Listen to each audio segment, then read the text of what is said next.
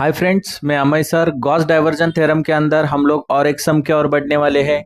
ये टाइप 1 के अंदर ही आने वाला सम है, ऐसा मैं कहता हूं। इसके पहले हम लोग ने एक सिंपल वाला सम इसका किया हुआ है। अभी गॉस डाइवर्जेंस थ्योरम के अंदर कभी कभी Gauss divergence theorem, evaluate the Gauss divergence theorem ऐसा लिखा नहीं रहता है, लेकिन ये कुछ तो लिखा रहेगा, double integration N F bar DS. Okay, इस तरह से कुछ लिखा रहेगा, तो उससे आपको पहचानना ये है कि ये पर्टिकुलर जो सम है वो गॉस डाइवर्जन थ्योरम का है करके। ओके, तो लेट अस स्टार्ट हियर। और यहाँ पे देखो, ये पर्टिकुलर सम के अंदर हमें करना क्या है। पहले गॉस डाइवर्जन थ्योरम के अंदर जाने के पहले हमें क्या निकालना है, डेल एफ बार मतलब डाइवर्जेंस ऑफ एफ बार निकालना है। तो सॉल्व करने से पहले हमें डेल एफ बार निकालना होगा। तो ये हो, इसके पहले मैं एफ लिख के लेता हूं। यहां पे F is nothing but what, 4xi plus 3yj minus 2zk। Okay, ये हो गया आपका F1, ये हो गया आपका F2, ये हो गया आपका F3। Then del F bar is equal to, it's a scalar product actually, डाबा F1 अपॉन डाबा x प्लस डाबा F2 अपॉन डाबा y प्लस डाबा F3 अपॉन डाबा z। देन यहाँ पे del F1 is what, 4x डाबा अपॉन डाबा x plus F2 is what, 3y डाबा y प्लस F3 साइन इसका माइनस है, तो साइन भी लेना है आपको, डाबा z minus 2z। Okay, now we differentiate, first one is with dx, then you get what, 4। x का डेरिवेटिव क्या रहेगा, 1 रहेगा, प्लस यहां पे 3, इसका डेरिवेटिव 3 आने वाला है। यहां पे आप देखेंगे तो इसका डेरिवेटिव -2, क्योंकि z को हम लोग z से डिफरेंशिएट करेंगे तो 1 आएगा, लेकिन माइनस साइन के साथ उसको लेना है, तो ये माइनस साइन यहां पे आ गया, तो हमें क्या मिलने वाला है, 5। अगर इसका कैलकुलेशन करते हैं तो 5 मिल चुका है, मतलब डेल एफ बार क्या मिला है हमें, 5 मिल चुका है। ओके, तो यहां पे अभी हम लोग गॉस डाइवर्जेंस थ्योरम का फॉर्मूला लिखेंगे, जो है N F bar D S is equal to triple integration, यहाँ पे जो है इसका लिमिट देना है v। इसके बाद यहाँ पे क्या लिखना है, डेल एफ बार और dv, मतलब क्या होता है, dx dy एंड dz, यहां पे मैंने लिख के दिया हुआ है। ओके, अभी ये पर्टिकुलर सम के अंदर आपको करना क्या है, देखो इसके लिमिट्स देने हैं। क्या देने हैं, लिमिट्स देने हैं।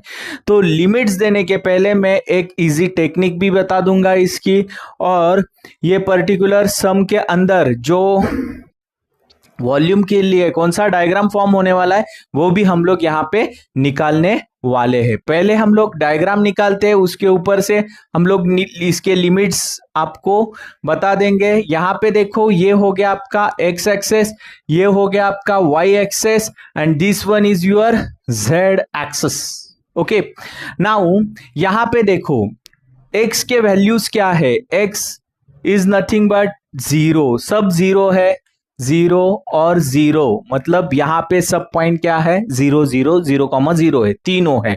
ओके, और इनके वैल्यूज हमें पता है क्या, नहीं पता है। ओके, तो इन तीनों के वैल्यूज हमें पता नहीं है। ओके, तो यहां पे देखो हमें इनके वैल्यूज चाहिए, तो हम लोग इनके वैल्यूज निकाल सकते हैं। ओके, तो यहाँ पे देखो हम लोग कैसे वैल्यूज निकालेंगे।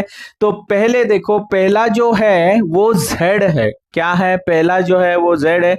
हमेशा मैं कहते आया हूं कि आपको यहाँ पे रहेगा वो z रहेगा, इसके बाद y रहेगा, उसके बाद x रहेगा। ओके, पहले आपको z को इंटीग्रेट करना है, फिर बाद में y को करना है, लास्ट में आपको x को करना है। ये सीक्वेंस से करेंगे तो काफी आसान रहता है। ओके, तो यहाँ पे देखो हम लोग क्या करने वाले हैं, ये जो लिमिट दिया हुआ है दूसरा वाला, इसके पहले वाले प्रॉब्लम में सीधे लिमिट्स दिए हुए थे, x is equal to 0 and x is equal to 1, y is equal to 0, y is equal to 1 और 2, जो भी डायरेक्टली दिए हुए थे। लेकिन यहाँ पे आपको एरिया का इक्वेशन दिया हुआ है पर्टिकुलरली, तो ये जो है ये 2x plus 2y plus z is equal to 4 है।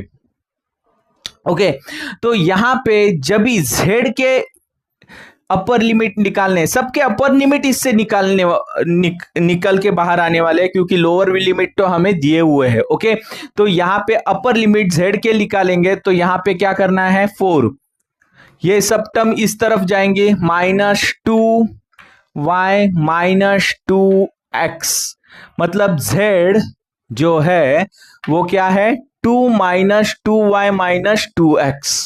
ओके, z का वैल्यू क्या है, ये हो गया। ओके, तो z का इक्वेशन, z का जो फॉर्म है वो मुझे यहाँ पे मिल चुका है। इसके बाद ये z का होने के बाद यहाँ पे z के लिए मैं थोड़ा अलग पेन का इस्तेमाल करता हूं। अभी देखो ये z के लिए मैंने इक्वेशन फॉर्म किया है। ओके, अभी y के लिए देखो, y के लिए जब इक्वेशन फॉर्म करना, मतलब y का लिमिट, ये z का लिमिट हो गया, अभी y का लिमिट निकालना है तो क्या करना है, z खत्म हो गया स्टोरी में से, तो z को नहीं लेना है, मतलब 2x plus 2y plus z is equal to 4, तो ये बंदा इसमें से खत्म हो जाएगा। इस तरह जाना है आपको। तो ये टेक्निक से क्या होने वाला है देखो, तो अभी y के लिमिट्स हमें निकालने हैं, तो क्या होने वाला है 4 माइनस 2x हो जाएगा, यहाँ पे 2y हो गया, मतलब y इज इक्वल टू, ये इक्वेशन से मैं 2 एंटायर इक्वेशन को 2 से डिवाइड कर दूंगा, तो ये 2 माइनस x हो गया। ओके, तो यहां पे जो इक्वेशन मिला है ये मुझे, ये y का इक्वेशन मिला है, मतलब y का वैल्यूज मिला है, ये z का वैल्यू मिला है। अभी मैं आगे बढ़ूंगा तभी क्या करूंगा देखो, 2x plus 2y plus z is equal to 4 है। अभी x के वैल्यूज निकालते वक्त आपको z लेना नहीं है, y भी लेना नहीं है, directly you get what 2x 4, तो ये x इज इक्वल टू 2 मिलने वाला है। मतलब इस तरह से हम लोग जाएंगे तो हमें सबके वैल्यूज मिल गए, मतलब x का वैल्यू मुझे मिल गया 2, इसके बाद y का वैल्यू 2 माइनस x मिल गया है, और 2 माइनस x मिल गया है। इसके बाद ये z का वैल्यूज मुझे मिल चुका है। ओके, तो z के अपर लिमिट मिले, y के अपर लिमिट मिले, और x के अपर लिमिट मुझे मिल चुके हैं। अभी डायग्राम के अंदर होने वाला क्या है वो मैं डिटेल में बताने जा रहा हूं। ओके, में होने वाला क्या है, ये तो पार्ट हम लोग ने निकाल के लिया, इसके लिमिट्स तो मिल गए। यहां पे आप देखेंगे तो z है, z के अंदर अगर मैं y और x 0 रख देता हूं, y और x 0, इधर भी 0, तो z का वैल्यू क्या मिलेगा 4, z का वैल्यू क्या मिलने वाला है 4 मिलने वाला। इसी तरह ये इक्वेशन के अंदर, इसमें अंदर y के अंदर x ही मौजूद है, तो x में 0 रख देता हूं तो y इज नथिंग बट क्या मिलने वाला है 2 मिलने वाला है। और लास्ट में अंत में जाएंगे तो x is nothing but what, x is equal to 2 ही मिलने वाला है। इस तरह जाना है आपको। तो यहाँ पे ये कोऑर्डिनेट सिस्टम के अंदर आपको लिखना पड़ेगा डायग्राम फॉर्म करते वक्त। तो यहाँ पे देखो ये y है, मतलब 1 2, ये हो गया एक z थोड़ा ऊपर तक जाता है, तो ये 1 2 एंड 3, ये हो गया वापस से 1 2। इस तरह से हम लोग डायग्राम फॉर्म करने वाले हैं इसका। तो यहाँ पे देखो ये 3 कोऑर्डिनेट सिस्टम है, इसके अंदर ये सीक्वेंस रहता है X Y and Z. Limits लिखते मतलब उसके जो वैल्यूज लिखते वक्त आपको एक्स वाई एंड जेड के फॉर्म में लिखने हैं। ये वाई एक्सेस है तो वाई का वैल्यू क्या है 2, तो बीच में 2 आएगा, बाकी जगह पे 0 आने वाला है। इस तरह चलना है। इसके बाद यहां पे भी एक्स एक्सेस के ऊपर एक्स वाई और जेड रहेंगे, तो एक्स क्या कहां पे रहता है, स्टार्ट में ही रहता है, तो एक्स यहां पे 2 रहेगा, बाकी जगह पे 0 आने वाले हैं। अभी ये जो पॉइंट है जेड वाला, ये जेड वाला पर्टिकुलर पॉइंट के अंदर अगर आप देखेंगे तो ये जेड वाले पर्टिकुलर पॉइंट के अंदर पोजीशन क्या रहेगी, एक्स वाई एंड जेड, तो ये हो गया 0, ये भी हो गया 0 और ये हो गया 4। इस तरह से मुझे ये पॉइंट मिल चुके हैं। अभी मैं डायग्राम फॉर्म करके लेता हूं, तो ये डायग्राम इस तरह से रहने वाला है आपका।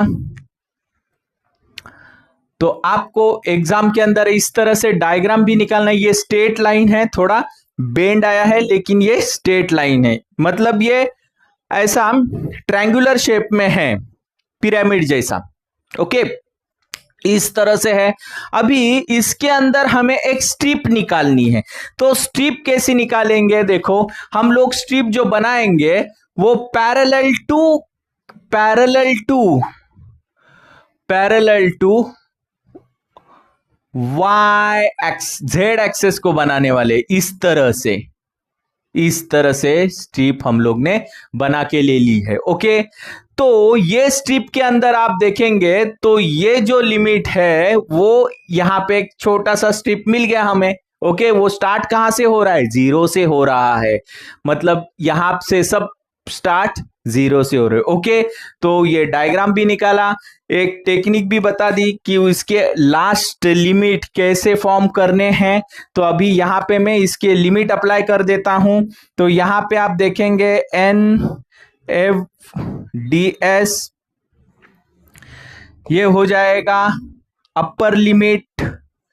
यहां पे देखो ये z के लिमिट रहते हैं, ये y के होते हैं, ये x के होते हैं, तो ये स्टार्ट में तो सबके 0 ही है। ओके, अभी अपर लिमिट जो है वो z का क्या आने वाला है, z is equal to 4 minus 2y minus 2x। इसके बाद y का क्या आने वाला है, y का आने वाला है y का लिमिट क्या आने वाला है 2, इधर थोड़ा ऊपर लिख देता हूं क्योंकि ये मिक्सअप ना हो जाए। y is equal to 2 minus X, और x का लिमिट डायरेक्टली आपको 2 मिल रहा है।